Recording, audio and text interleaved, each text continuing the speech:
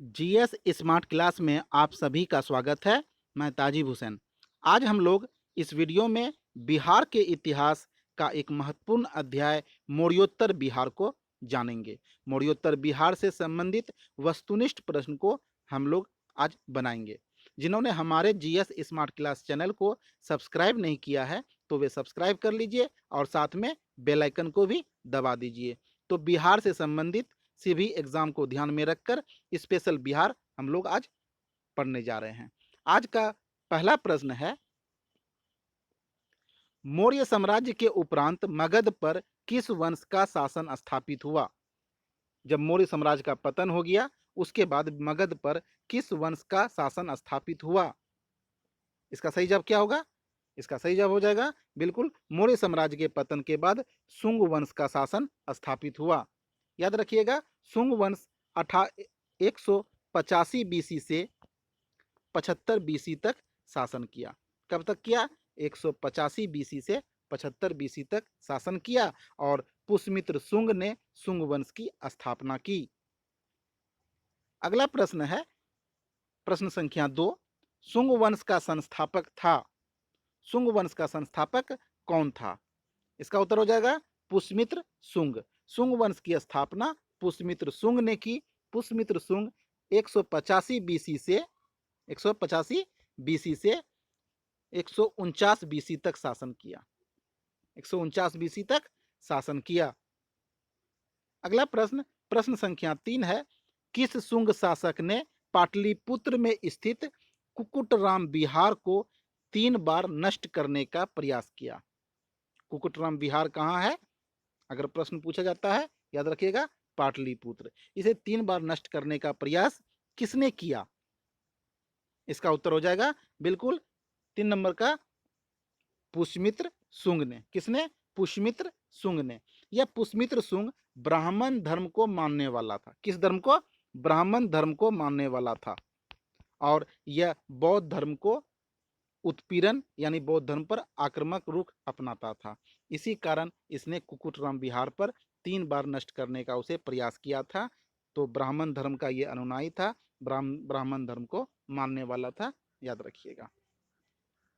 आगे बढ़ते हैं। चौथा प्रश्न है, पाटलिपुत्र पर यवन डेमेट्रियस, यवन शासक का नाम है डेमेट्रियस प्रथम, का आक्रमण किस वंश के समय में हुआ था? यानी किसका शासन चल रहा था उस समय? उस वंश का नाम बताना है जिस समय डेमेट्रियस प्रथम यवन शासक का आक्रमण हुआ था। इसका उत्तर क्या हो जाएगा? बिल्कुल इसका उत्तर हो जाएगा आपका डी नंबर, शुंग वंश। यवन आक्रमण डेमेट्रियस प्रथम का जो आक्रमण हुआ था वह शुंग वंश के शासक पुष्यमित्र शुंग के समय में हुआ था। किसके समय में? पुष्यमित्र शुंग के समय में। कहा जाता है पुष्यमित्र शुंग के शासन काल की सबसे महत्वपूर्ण घटना यवनों का आक्रमण ही था। पुष्यमित्र शुंग के सबसे महत्वपूर्ण आक्रमण यवन आक्रमण ही था और पुष्यमित्र शुंग ने यवन आक्रमण को पराजित कर करके कहा जाता है 2 अश्वमेध यज्ञ भी किया था। 2 अश्वमेध यज्ञ किसने किया था? पुष्यमित्र शुंग ने, यवन को परास्त करके, यवन विजय के परास्त बाद। तो भारत पर आक्रमण करने वाला प्रथम यूनानी शासक कौन था? भारत पर आक्रमण करने वाला प्रथम यूनानी शासक डेमेट्रियस प्रथम था। आगे बढ़ते हैं। 5वां नंबर प्रश्न, पाटलिपुत्र पर डेमेट्रियस का आक्रमण हुआ था। डेमेट्रियस प्रथम है, इसका आक्रमण कब हुआ था? इसका उत्तर हो जाएगा 185 बीसी में। 185 बीसी में भारत पर आक्रमण करने वाला यह प्रथम यवन शासक था।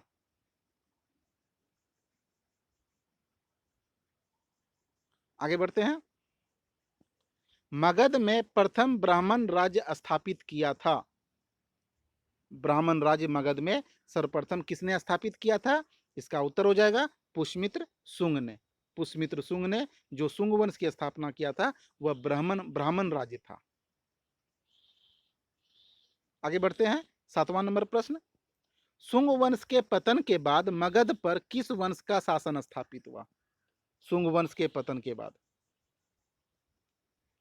इसका उत्तर क्या हो जाएगा? बिल्कुल शुंग वंश के पतन के बाद मगध पर कण्व वंश का शासन स्थापित हुआ। किस वंश का? कण्व वंश का। कण्व वंश ने मगध पर 75 बीसी से 30 बीसी तक शासन किया। 75 बीसी से 30 बीसी तक कण्व वंश ने शासन किया। अगला प्रश्न 8वां नंबर प्रश्न है, कण्व वंश का संस्थापक कौन था? कण्व वंश का संस्थापक था, इसका आंसर क्या हो जाएगा? कण्व वंश का संस्थापक बिल्कुल वासुदेव था, वासुदेव कण्व। वासुदेव कण्व ने शुंग वंश के अंतिम शासक देवभूति, शुंग वंश के अंतिम शासक देवभूति की हत्या करके, देवभूति की हत्या करके वासुदेव कण्व ने कण्व वंश की स्थापना किया। याद हो गया होगा बिल्कुल। आगे बढ़ते हैं। अगला प्रश्न है 9वां प्रश्न, कण्व वंश की सत्ता समाप्त की। अब कण्व वंश की सत्ता किसने समाप्त की पूछा जा रहा है। इसका उत्तर क्या होगा? बिल्कुल इसका उत्तर हो जाएगा, कण्व वंश की सत्ता को आंध्र सातवाहनों ने समाप्त की। किसने की? आंध्र सातवाहनों ने समाप्त की। सातवाहन वंश के बारे में थोड़ी सी जानकारी हम लोग जान लें, अगर सातवाहन वंश से प्रश्न से पूछे जाते हैं।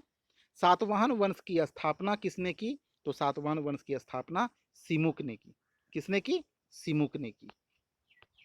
याद रहेगा, जिसने कण्व वंश के अंतिम शासक सुशर्मा की हत्या की।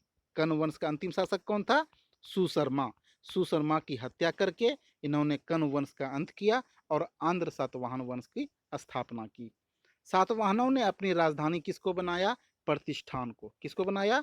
प्रतिष्ठान को। यह प्रतिष्ठान कहाँ है? महाराष्ट्र के औरंगाबाद जिला के गोदावरी नदी के किनारे है। प्रतिष्ठान को अपनी राजधानी बनाया था।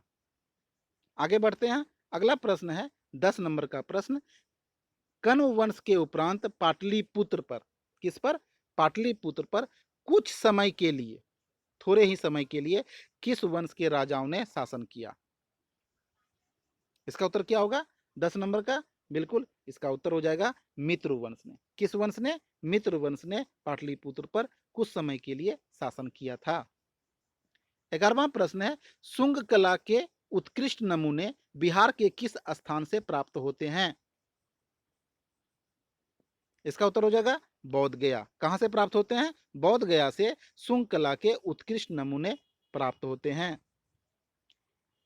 12वां प्रश्न है, कनिष्क ने पाटलिपुत्र के किस बौद्ध विद्वान को अपने दरबार में प्रश्रय दिया? पाटलिपुत्र के एक विद्वान थे, बौद्ध विद्वान थे, जिसे अपने दरबार में प्रश्रय दिया था। उसका नाम है अश्वघोष। क्या नाम है? अश्वघोष। याद रखिएगा, अश्वघोष कनिष्क के दरबार का राजकवि था। कनिष्क के दरबार का राजकवि था। और अश्वघोष की एक रचना है जो बहुत प्रसिद्ध है, कई बार एग्जाम में पूछा जाता है। अश्वघोष की उस रचना का नाम है बुद्ध चरित्र। क्या नाम है? बुद्ध चरित्र। ये पुस्तक बहुत फेमस है, इसे याद रखिएगा, बुद्ध चरित्र। इस बुद्ध चरित्र को जो है बौद्ध धर्म का रामायण कहा जाता है। बौद्ध धर्म का रामायण कहा जाता है। अगला प्रश्न है, मगध पर शासन करने वाले राजवंश का सही क्रम क्या है? जिन्होंने हमारे बिहार से संबंधित पीछे वाले वीडियो को नहीं देखा है तो वो देख लें, तब इस प्रश्नों को आप आसानी से हल कर सकेंगे, क्योंकि हम इनसे पहले जितने वंश यहाँ पर लिखे हुए हैं सभी वंश को पढ़ चुके हैं। आज हम लोग मौर्योत्तर काल को पढ़ रहे हैं, तो आप उन वीडियो को भी देखिए, तब आपको आसानी से सभी जानकारी प्राप्त हो सकेगी। तो आगे प्रश्न है, मगध पर शासन करने वाले राजवंश का सही क्रम क्या है? इसका उत्तर क्या होगा? बिल्कुल इसका उत्तर हो जाएगा सी नंबर। यानी कि मगध पर शासन करने वाले पहला राजवंश कौन था? हर्यक वंश। हर्यक वंश की स्थापना बिंबिसार ने की थी। फिर आगे हो जाएगा शिशुनाग वंश, नंद वंश, मौर्य वंश, शुंग वंश और शुंग वंश, कण्व वंश। अब ये हम लोग ये दोनों वंश अभी पढ़े हैं, इससे पहले हम लोग 3 वंश का पिछले वीडियो में पढ़ चुके हैं। आगे बढ़ते हैं। 14 नंबर का प्रश्न है, शुंग वंश की राजधानी थी, शुंग वंश की राजधानी कहाँ थी? तो इसमें कोई ऑप्शन सही नहीं है। शुंग वंश की राजधानी इस चारों में कोई नहीं है। शुंग वंश की राजधानी विदिशा में थी। कहाँ थी? याद रखिएगा, शुंग वंश की राजधानी पुष्यमित्र शुंग ने विदिशा को बनाई थी। किसको बनाई थी? विदिशा को बनाई थी। अगला प्रश्न, कण्व वंश की राजधानी थी, कण्व वंश की राजधानी कहाँ थी? इसका उत्तर हो जाएगा पाटलिपुत्र। कहाँ थी? पाटलिपुत्र। और प्रतिष्ठान तो हम लोग पढ़ चुके हैं, आंध्र सातवाहन की राजधानी थी। अगला प्रश्न है, कलिंग शासक